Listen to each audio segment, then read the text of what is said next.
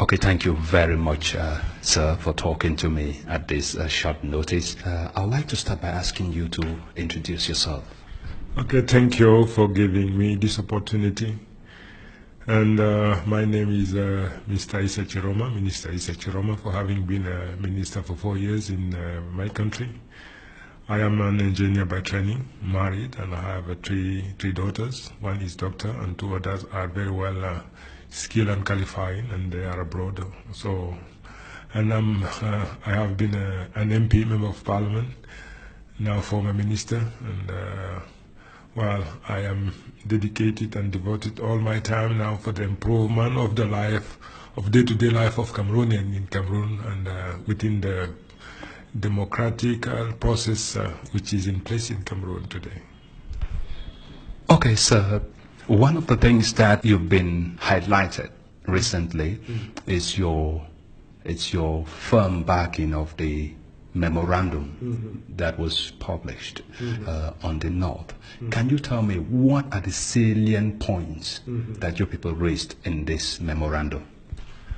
Well, the memorandum is the outcome of a policy which was conceived in 1983, in 1984, after the abortive attempt of coup d'etat.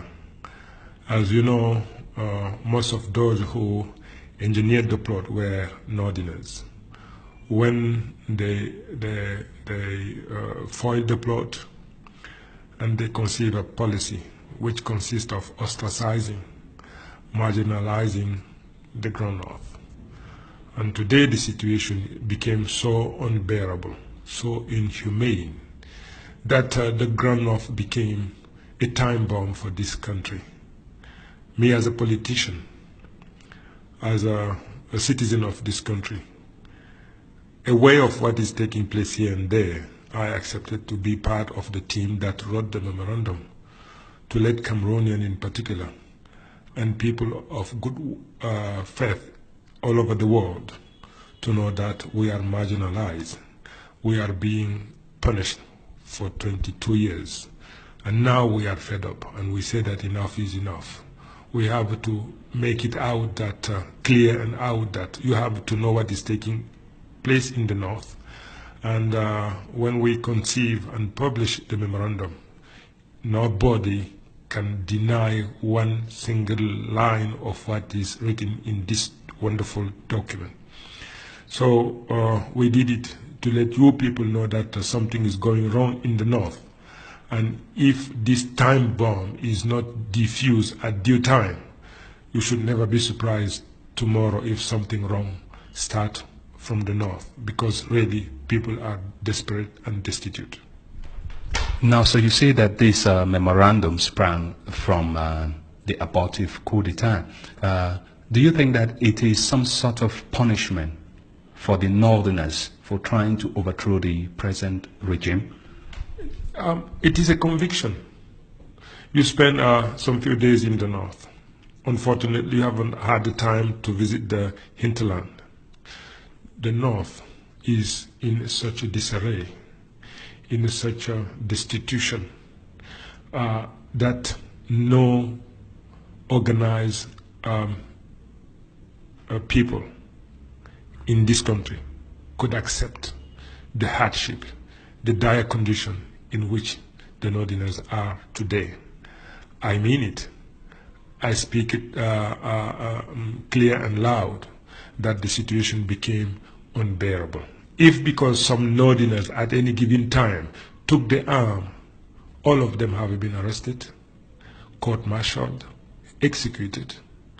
All of those who at any given time were in charge of a parastatal company, all of us, we were arrested. Let me remind you that I spent 7 years, almost 7 years of my life in prison as a political prisoner. So this is a collective punishment which is being implemented, enforced in the North. This is not a guess. This is a reality.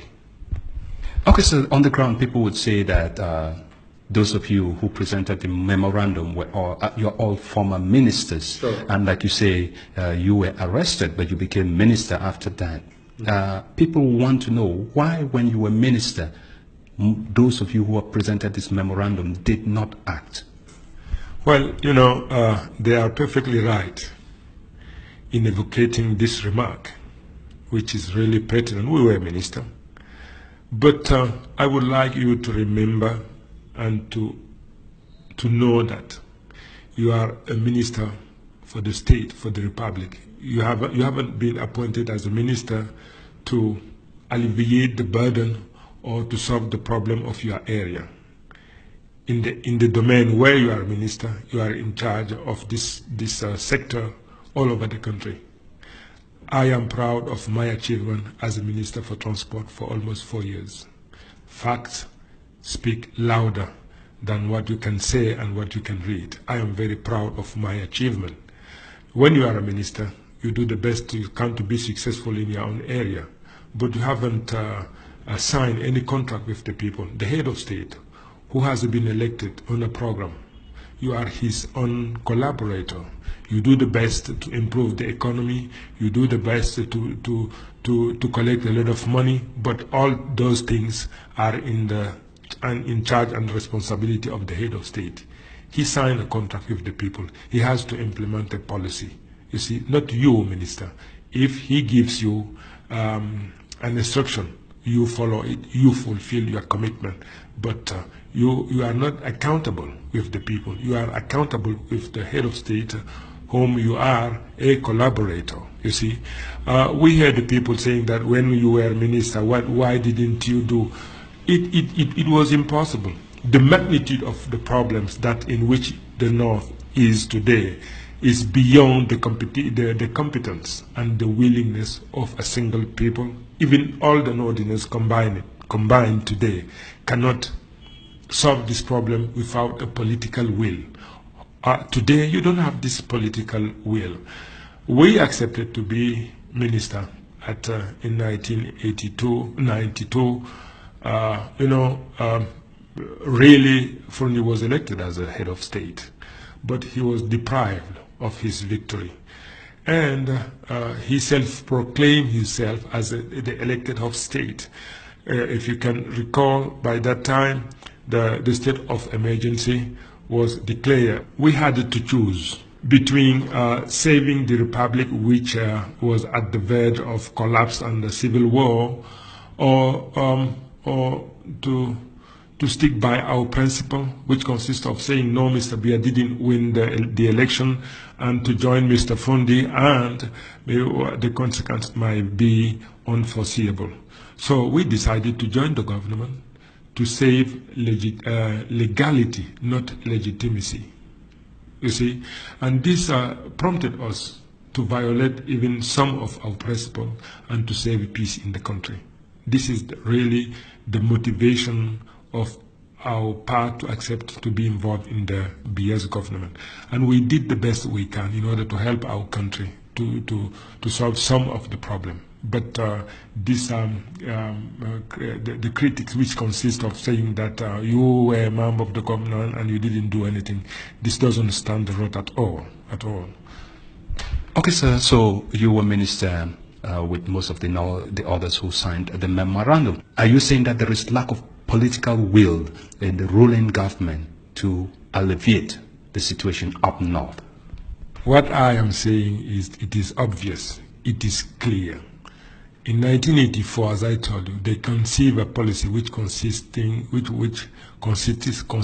of marginalizing. This policy implemented results today in the absence of Northerners in our civil service. You have, while we are more than 45% of this country in terms of population, today I challenge anyone to prove me that you have 2% of Northerners in the civil service.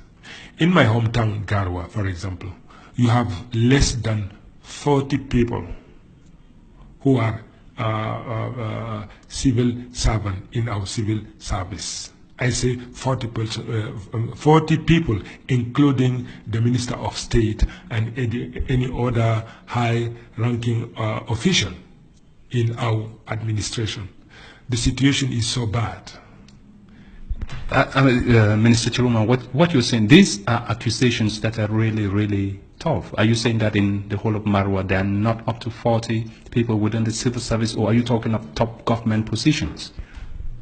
I am native of Garo, and I challenge anybody to prove me that you have 40 people in the civil service ranking from what we call back and plus. Impossible to find 40 people, including minister and director, chef service and all others. It is impossible in Garwa today. And this situation for us is unacceptable. We have to speak loud and clear that we are fed up because the future has ceased to bear any hope. Now, when this memorandum came out, government reacted to it. What was government's reaction? No reaction. They said that we are not bandit, but something which was not very far away from this. We are in nostalgia. We wanted to come back to government because we were dismissed, and we have this nostalgia of government. They wanted to bedevil us. We became what you call in French empêcheur de tourner en rond, you see. So the facts are there, and facts are stubborn. You like me, you dislike me. When I am black, I am black. You cannot change it. The facts are there. The ground off disposes of everything. Let me tell you this. I spent 2 days in Bamenda.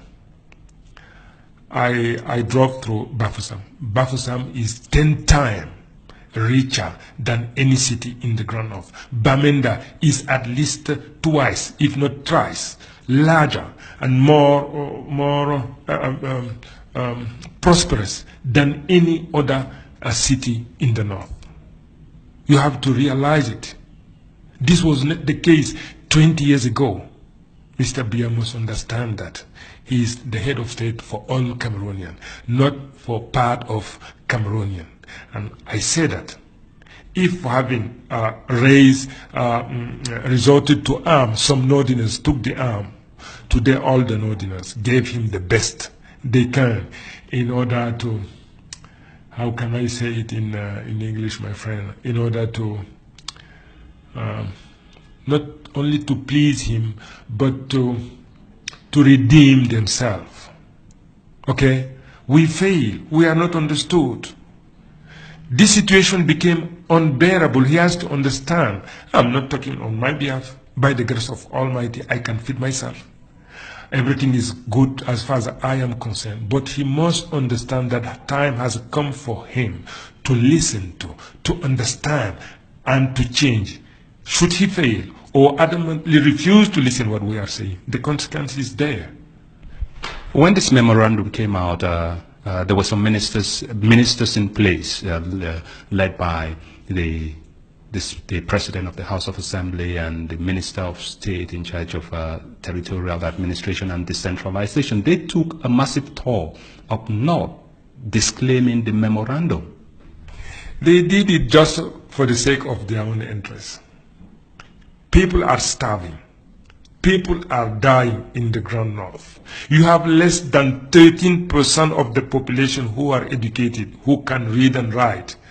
You spend time in the North. To get yourself understood even in French, you need somebody to translate from our dialect into French for you to understand, to communicate with people. These are facts. You cannot change it. They went there just to bedevil us, to say that we by sensitizing people, by galvanizing people to be part and parcel of the process of change in this country, to be at the architect of their life, they say that we are inciting people to become rebel and to destroy peace. Cameroon is in peace. What kind of claim? when you cannot feed yourself, when you cannot dress yourself, when you cannot educate yourself, when you are disposed of everything, you say that Cameroon is at peace. This is a lie. This is not truth. And people know they spend time, they were ridiculous. They were ridiculous. And they have to understand that they are ridiculous. Now, so let's go to the coalition. Apparently, with the presence of there is a real firm presence of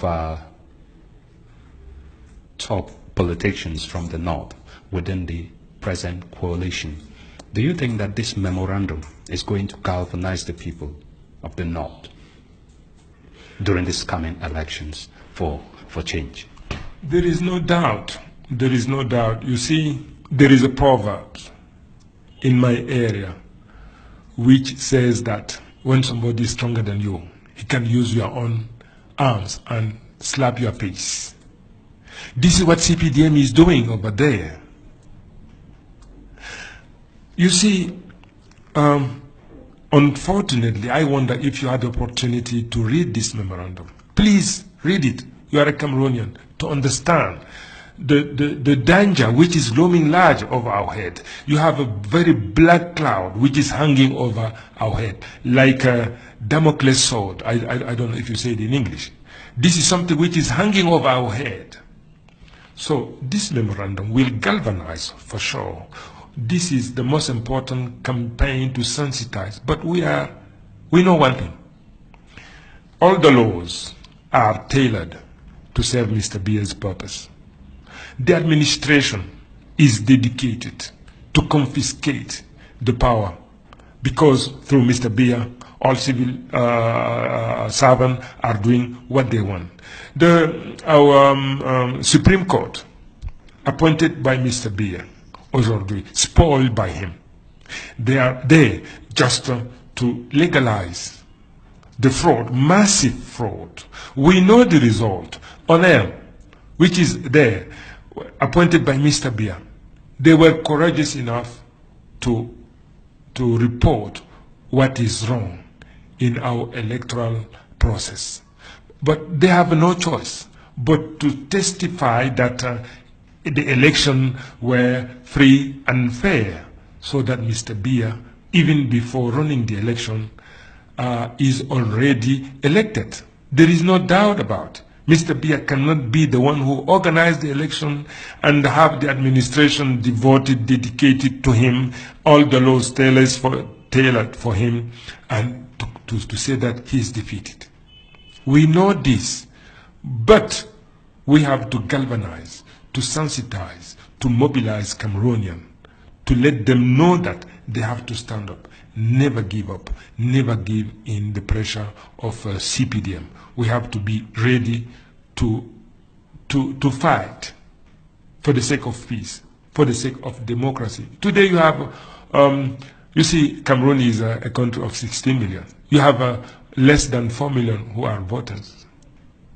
Cameroonians are disfranchised. So, you see, to come back to the question that you put to me, memorandum will galvanize, will sensitize, and I hope that the Northerners will be their own saviors, and to let the world know that they cannot. You see, okay, let me stop in this point. Okay, sir. Tell me, how is the coalition faring today? Who are the people who make up this coalition? Well, the coalition is faring very well. We spent a nice time in Bamenda, scrutinizing, assessing the situation from the birth of this coalition up to date. The future, which yesterday was bleak, begins to be brighter, and I am hopeful that we will be able to bring together the broken pieces in terms of the member of the opposition who at any given time were we dispersed. We are going to unite, to galvanize and to mobilize as many outstanding politicians as possible, because this fight No single political party can make it. Even united, without the backing and the support of the people, it wouldn't be possible to win this victory. Even united, without the help of Democrats, of the rest of the world, it wouldn't be easy to unroot Mr. Biya. So we are very well aware of this, and the coalition is doing very well. We have very outstanding people there, Chairman Frundi and Damjoya, Minister Yondo, Minister Hogbelen, Minister Sanda, Minister Antar, myself, and many others. And Jean-Jacques Ikindi is going to join the coalition, and many others. So all the prominent members of the opposition, all the emblematic figures, those who were really the outstanding leaders, we understood that by being divided, we played the game in the hand of CPDM. The honor and our responsibility compel us into coming together to draw the line and to be forward-looking people, not backward-looking people. Now, sir, tell me, what is the policy? What policy is the coalition presenting? What alternative are they presenting to the people of Cameroon today? Yes, we wrote a political blueprint in which we emphasize what the policy of the opposition. Should the opposition win the election, the opposition will be going to implement. First of all, we have to the next head of state, if he comes from the opposition, will be in office just for 2 years, for get things right, to rewrite the constitution, to well, I don't know, for you to really understand what the program contains, you have to take notice of this document. But what I can say is that the constitution is the most important item in our own agenda. We have to get it right, because today, as I said a while ago, all the laws are tailored to meet Mr. Biya's and his regime needs. So we want the constitution to be impersonal, to be fair, and we want the election to be organized and monitored by an independent body. We want, well, to go through the constitution and to get everything okay, to update the constitution and to make it suitable to the world of democracy, or the world where the rule of law is prevailing, where the human rights are protected. This is really the stuff which are included in this. But you have to go through it, to read it, and to understand the meaning and the significance of our program, political program. Now, has the coalition come out with a criteria for who will be selected as its candidate? Well, for the time being, we are sensitizing people. We are galvanizing. You have most of Cameroonians are fatalistic. Because of what? Because they say that either they vote or not against Mr. Biya, he will be declared elected. Then there is no point for them to register and to go and vote. The most important thing that we have to do today is to sensitize, is to galvanize, and to let Cameroonians know that you cannot at the same time want a peaceful change in your country and abstain from voting. You have to register and go and vote. This is the most important item in our own agenda. We have time. We will set up a criteria for the selection of our nominee, for our nominee who is going to run under the banner of the opposition. This will take place in the near future. You should never be concerned. We have it in our mind and in our spirit, and at due time it's going to be done. No problem. Now you talk about the voters' apathy that is going on in the country. What is the coalition doing to get people to register and vote? Yes, we have started to organize rallies in the country. One very important rally took place already in Douala. The day before yesterday, we held a very important rally with a huge crowd in Bamenda. Next week, next Saturday, we have a very important meeting which is to take place in Biya. Next in Bafoussam in the east. Then we will ride to the ground north. We have just one single message. If you want to preserve our country from any violent disturbance, if you don't like civil war, you have to be a Democrat. You have to be the architect of your life. And to be a Democrat and an architect of your life, you have to vote. Before you vote, you have to register, and you have to remain vigilant. This is the message that we are conveying to Cameroonians. We are telling them that time has come for you, not to give in, not to be discouraged. Because to be discouraged, you give the green light to those who are at the helm today to continue to persist in their wrongdoing. You have to stand up, never be discouraged. You see, Cameroonians are in such a mess. They are entangled in two things: fear and the ideas of guilty. You have to pull yourself out of fear. The worst enemy of a human being is fear. You should never be in this situation. So this is what we are doing. We meet Cameroonians, sensitize them, and say, look, yesterday we were divided.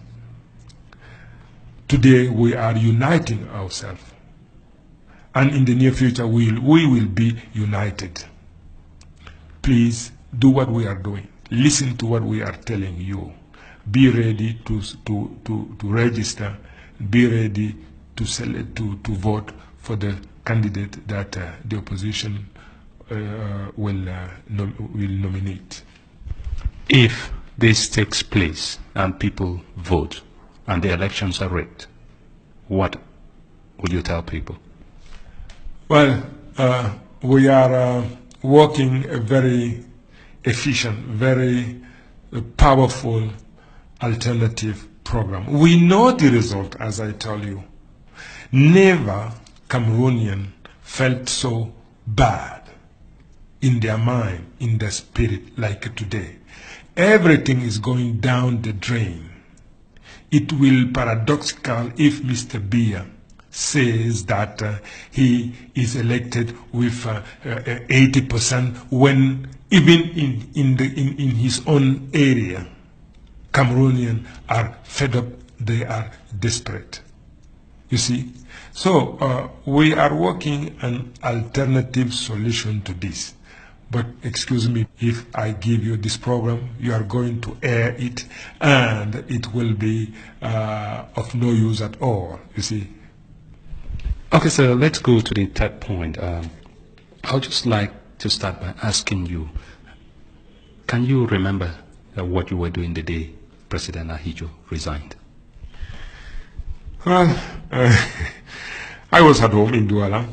I was Deputy Director for Transport when late Ahidjo resigned. I could not believe, because personally I know him. When I was a student in Paris, I used to meet him whenever he comes to Paris, or whenever I am on vacation here in Cameroon. I used to meet him. And really, no sign, no outside sign could lead us to believe that he would resign. I was shocked. And I was thrown in such a disarray because of a sudden, everything changed in your life. So really, I was in this spirit when I heard that, I listened to the radio that he decided to resign and to hand over power to his constitutional successor. You say things changed in your life. What changed in your life? Well, when Mr. Biya rose to power, was come to the office, I was really very much delighted, because we were in a dictatorship. Cameroon was prosperous, business was booming, everything was okay, but we were deprived of the right of speaking out our mind. You cannot. When Mr. Ayuk left the office, I said, well, an intellectual come to the office. And I spent 8 years of my life in Paris practicing democracy, open democracy. Now that we have an intellectual as head of state, we say that the future will be brighter.